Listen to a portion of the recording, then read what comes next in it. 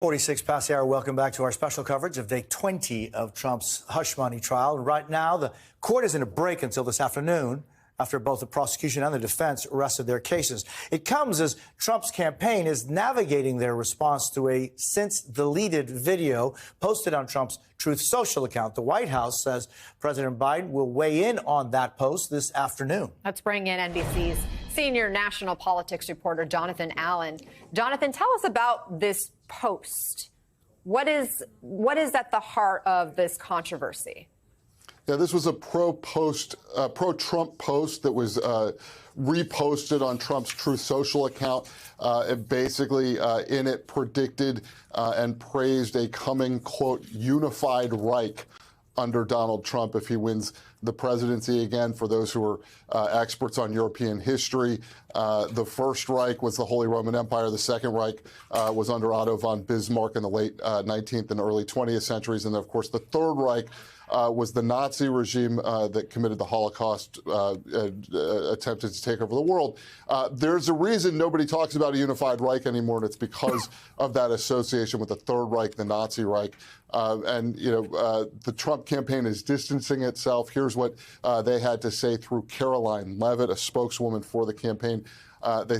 She said, this was not a campaign video. It was created by a random account online and reposted by a staffer who clearly did not see the word while the president was in court.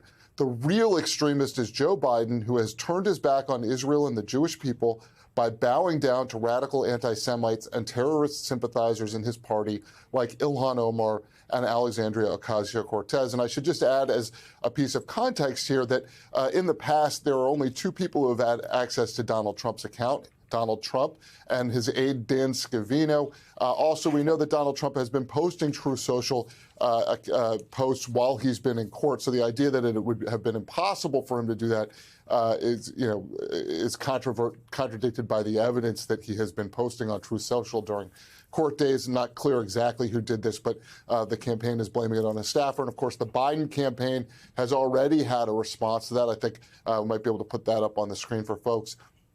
Biden campaign saying, America, stop scrolling and pay attention. Donald Trump is not playing games. He is telling America exactly what he intends to do if he regains power. Rule as a dictator over a, quote, unified Reich.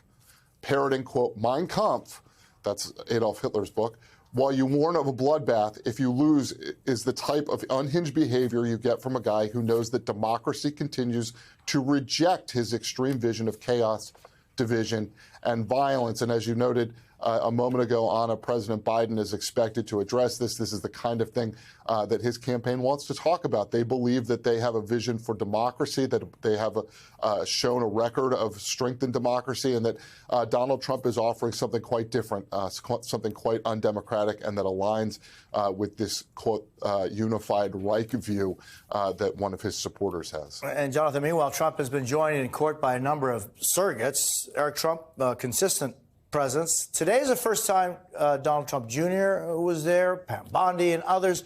Why hasn't more of his family been with him in court? It's a great question, Jose. I think, number one, if Jared Kushner and Ivanka Trump wanted to be there, they'd be there. They are not. Melania Trump's a little bit more complicated. We discussed this a little bit last week, I think, Anna, that if Melania Trump is in that courtroom, it kind of undercuts Trump's argument that he was paying off Stormy Daniels to prevent his wife from finding out about the details of her allegations. So I think it's understandable why she's not there. But as far as Ivanka and Jared Kushner, they certainly would have the ability to show up if they wanted to. And I believe this is the first time Don Jr. has showed up. So basically, it's just been Eric standing by his father's side. Jonathan Allen, as always, good to see you. Thank you so much for joining us.